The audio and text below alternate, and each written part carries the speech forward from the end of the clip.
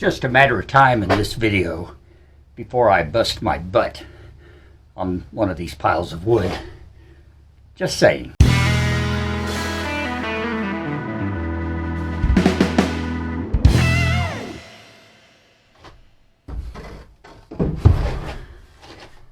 Hi, and Happy New Year from the MT and me.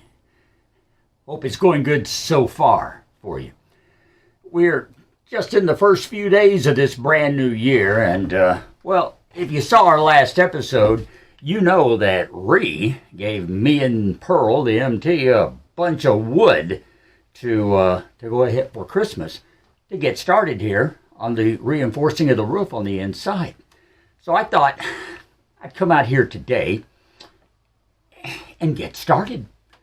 Not going to get finished by any means, but you got to start somewhere, right? So I've got at least temporary braces up on each side here. If you remember the plan from a couple of months ago when we were working on this, we're going to mount 2x4s down the top braces on each side and then put our cross beams on top of those so that we'll have a little improved headroom here in the middle. And I like headroom. So, we've got the cross braces in. This, banging around, this is the brace I made a few months ago. It is a little bit short.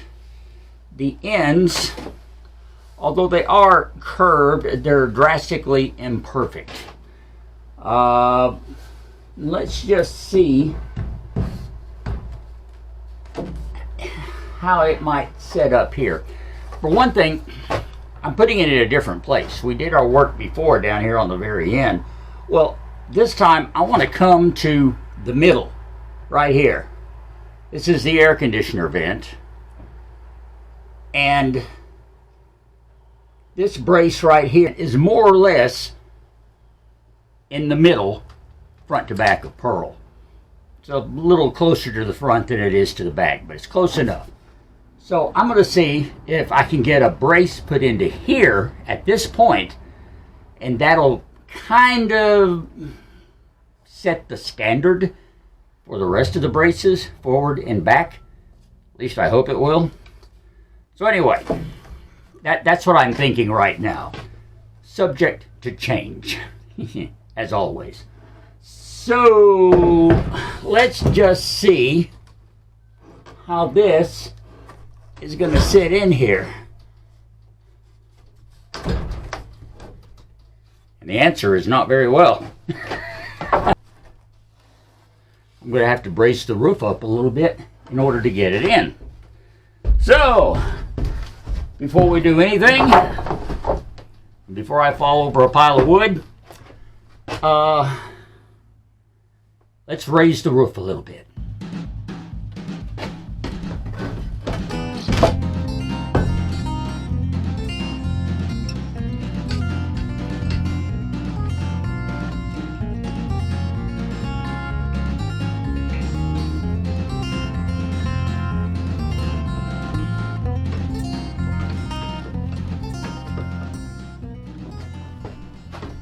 I don't think we should have to raise it too terribly much. Let's see where we are.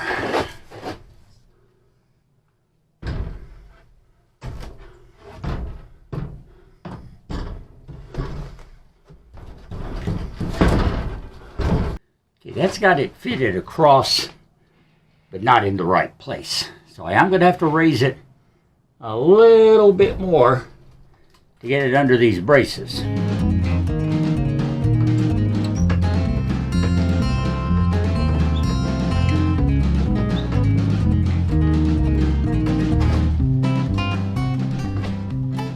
Just a matter of time in this video before I bust my butt on one of these piles of wood.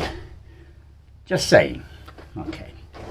So I'm a little higher. Let's see if I'm high enough.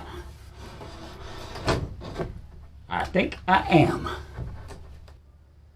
That's got that in place.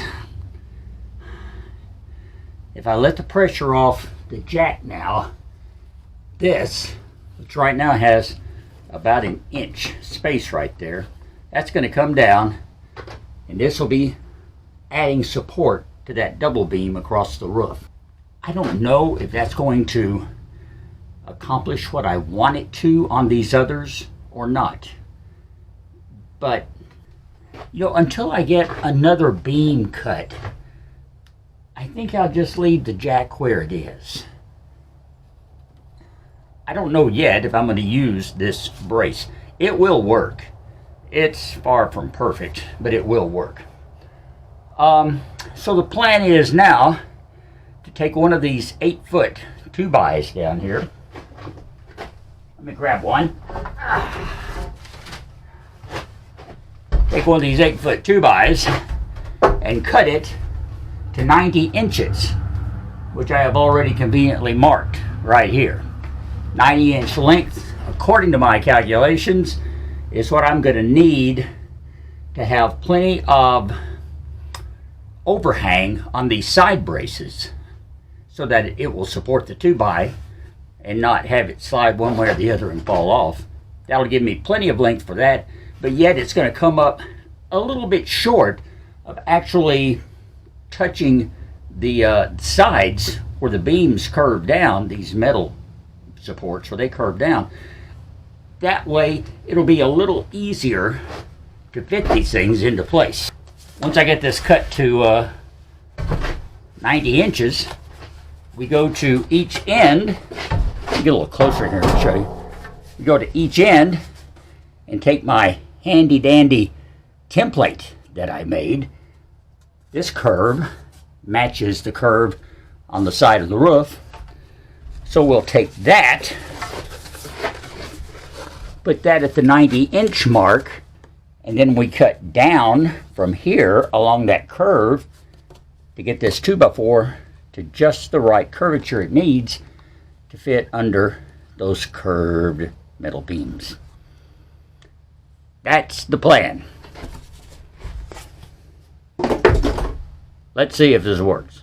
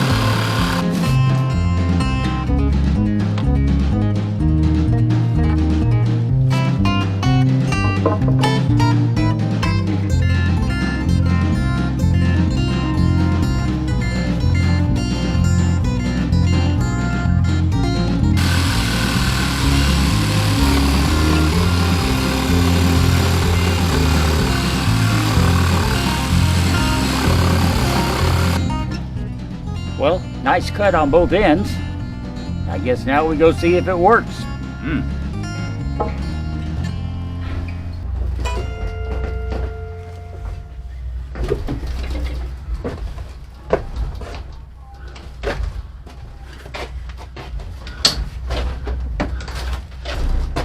Okay.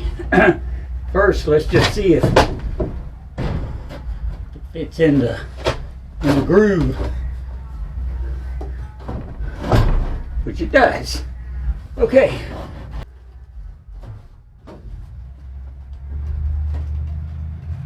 It doesn't want to slide under there. I wonder if I can put it in where this one is.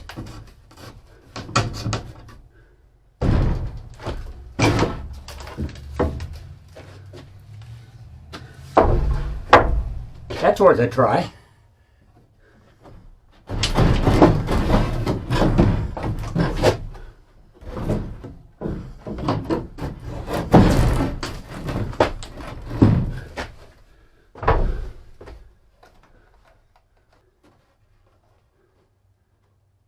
Bit shy on one side.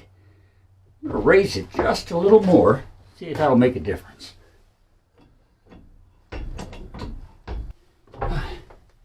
See if I can get it in here now.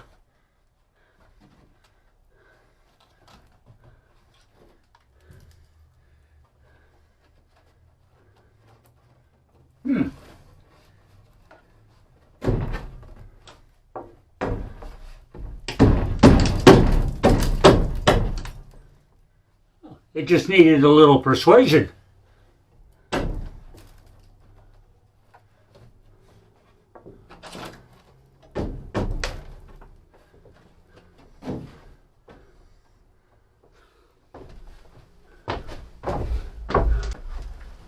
I think we need a little persuasion over here too.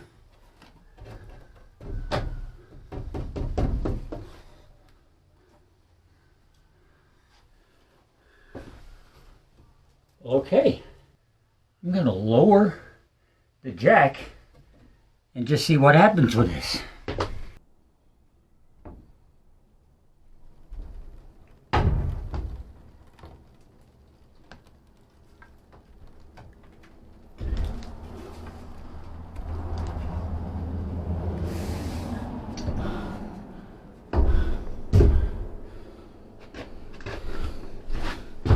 Okay, that leaves a tiny crack across the middle of the top.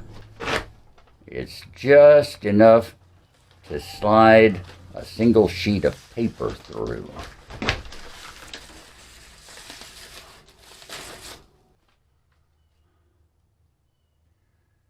So I guess we'll have to see if installing additional braces is going to change that, or if it's going to make a difference one way or the other. But the weight right now is basically settled on the end pieces. This is where the metal is actually touching the top of the 2x4, so that's supporting the weight. And that's okay. I don't think that's going to be a problem. The fact is, the roof is still supported. But I don't want to leave a possibility of it sagging in the middle again. One reason I'm trying to do all this is to get rid of the sag in the roof, which is causing water to pool up on top of it. So yeah, it's important that if anything, I have a bit of a hump in the middle, more like that. Straight across, probably be okay. Like that, no, don't want that at all. So it's going to be kind of a experiment and see what happens, touch and go thing. Right now, I think I'm going to see about taking this old brace, the one that I had before, and put it in here on the other side of the air conditioner vent and just see what that does.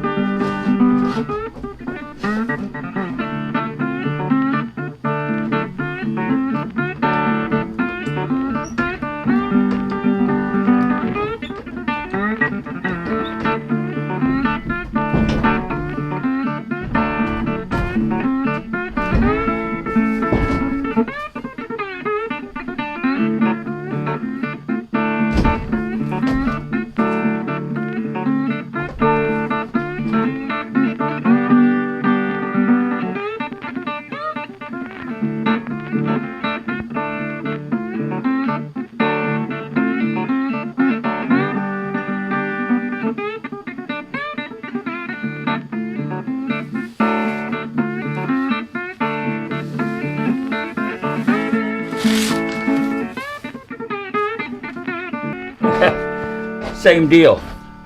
It's in place. It's fairly secure, but it's the ends, once again, that are holding the weight of the roof. And we have that minute gap right in the middle, just like on this one. So whether that's going to be a problem on all of these braces, we'll just have to put them in and find out. In the meantime, we have 2 braces across the very center part of the roof. And, well, I don't have time this evening to cut any more and put them in. So, I think what we're going to do is just call it quits right here for this week. Last couple of weeks, I've had just sit through half-hour videos reviewing Christmas and then New Year's. So, I'll give you a little bit of a break. Kind of cut it short this time. And next week, we'll come back out here and weather permitting. And you never know what winter weather is going to do around here. So if we can, we'll get out, cut some more wood, put some more braces in, and see if we can continue with Pearl's roof reinforcement. It's a good word for this. I like that. Roof reinforcement. Anyway, thank you so much. As we start a new year off here once again on the MT and Me, we're at video 160. I think I misquoted myself last week on what number we were on, but I double checked. This one is video 160. Wow. Wow. Never thought I'd come this far on YouTube, but here I am. And it's another year, and we're going to keep coming at you each and every week. So you might as well subscribe if you haven't already. And if you have subscribed, just keep watching. Give me those thumbs up, because that really does help advance the channel and makes YouTube take notice of us. And leave a comment below. What do you think about this? You know, is this concept going to work? I think it's a pretty good one.